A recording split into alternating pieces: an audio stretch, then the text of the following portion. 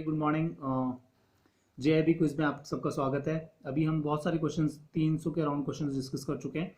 तो फ्रेंड्स और हम क्वेश्चंस डिस्कस करेंगे। होप वो सारे क्वेश्चन आपको एग्जाम में मिले ताकि आपका पेपर बहुत अच्छा हो। तो फ्रेंड्स पहला देखते हैं, जो full form of KYC. Know your client या नो योर कस्टमर, कौन सा सही होगा? नो योर कस्टमर, ठीक है। तो ये आपको कंफ्यूज करने के लिए था, नो योर कस्टमर होगा। In a garnishee order the banker on whom garnishee order is serve, उसको क्या बोलेंगे? जो बैंकर है जिस पे गार्निशी ऑर्डर सर्व किया गया है। Judgement debtors debtor, judgement debtors creditor, judgement creditors creditor. तो इसमें हमेशा ध्यान रखना ये वाला ऑप्शन सही है इसका, जजमेंट डेप्टर्स डेप्टर, ठीक है। नेक्स्ट क्वेश्चन आप सभी के लिए, मिनिमम या मैक्सिमम बताना है आपने। सीआरआर क्या होता है? ये सब आपको इस क्वेश्चन का आंसर कहाँ मिलेगा? आरबीआई की वेबसाइट पे।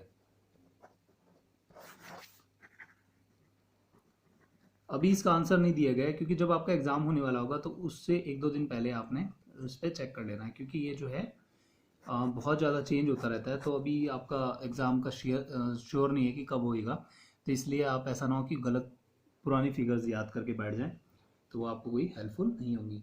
तो इसलिए आपने क्या करना है, अभी जिस टाइम एग्ज़ाम होने वाला हो तो उस टाइम पे आपने ये सब वैल्यूज़ देख लेनी है। Minimum, maximum, CRR, SLR, bank rate, ठीक है। Cash inflow and outflow is reflected in which statement? Cash inflow और आउटफ्लो कहाँ रिफ्लेक्ट होती है? कैश फ्लो स्टेटमेंट में, ठीक है।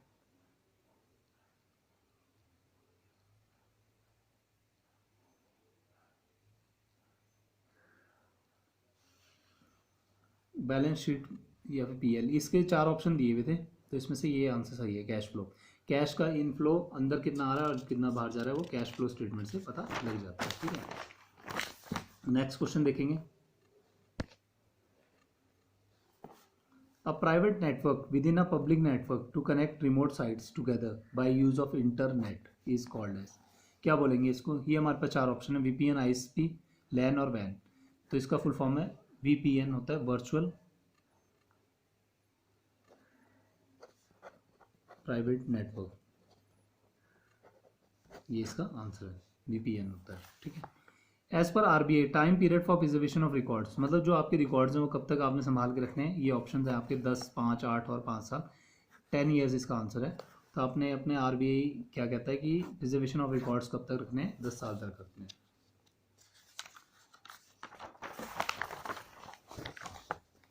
नेक्स्ट क्वेश्चन देखेंगे, आईएफएससी फुल फॉर्म एंड इस डिजिट। आईएफएससी का फुल फॉर्म तो आप सबको पता होगा, Indian financial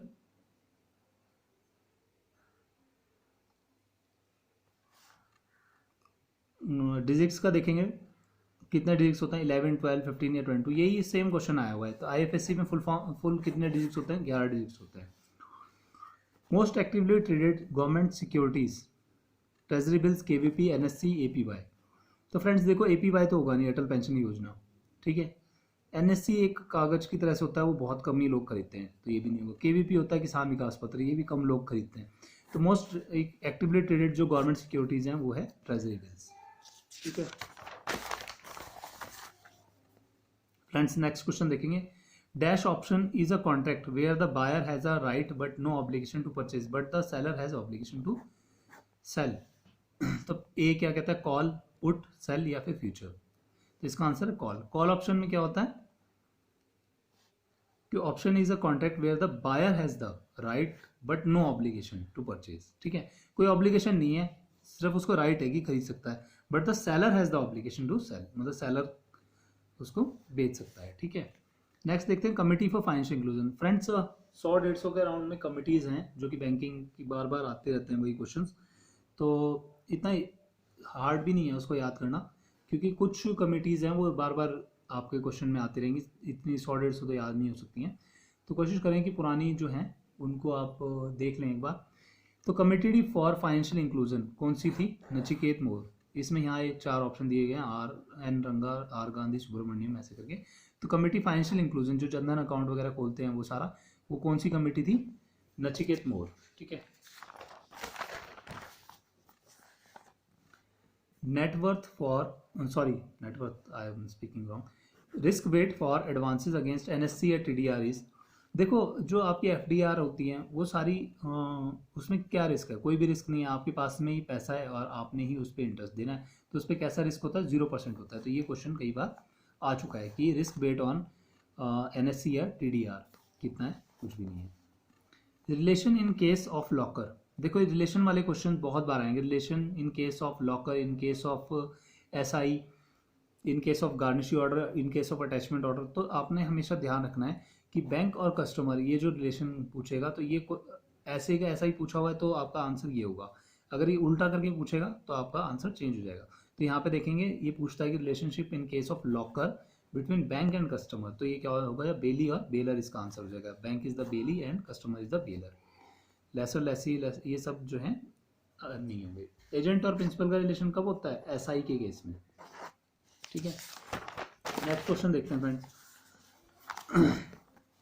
dash cheque not to be accepted, देखो चेक ना एक्सेप्ट करने का तो बहुत सारे रीजन हो सकते हैं, जैसे स्टेल चेक है वो भी नहीं आपने लेना है। तो उस क्वेश्चन का आंसर ये था, mutilated without confirmation. Stale cheque का मैंने समझाने के लिए इसलिए यहाँ पे लिखा है।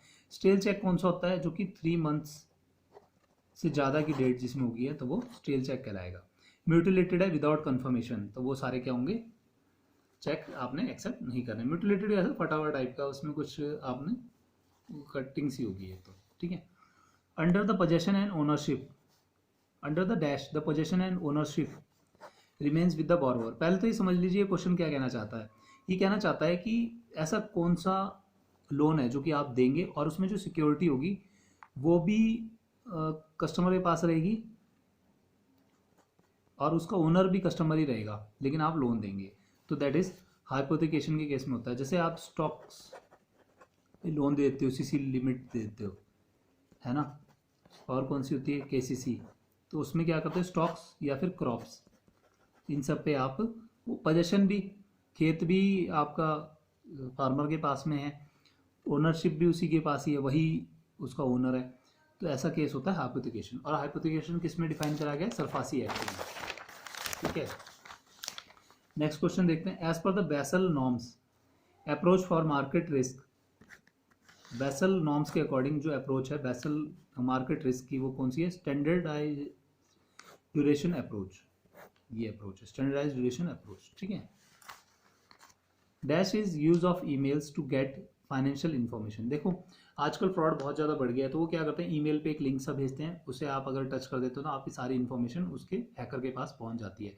तो इस तरह की अगर हैकिंग हो रही है तो वो उसे क्या बोलेंगे, हैकिंग तो है लेकिन वो पर्टिकुलर नाम होता है कुछ उसका। स्पैमिंग भी नहीं है, स्पैमिंग तो होता है बहुत सारे आपको अनसॉलिसिटेड मेल्स भेजे। स्कीमिंग तो कार्ड्स में होती है। फिशिंग होगा उसका, फिशिंग होता है एक तरह से आपको कुछ मेल भेजी, उसमें लिंक था, लिंक पे आपने टच करा और आपकी सारी इन्फॉर्मेशन उसके पास पहुंच गई है। तो ये सब फ्रेंड्स थोड़े से क्वेश्चंस थे जो कि हमने आज डिस्कस करे। Thanks a lot.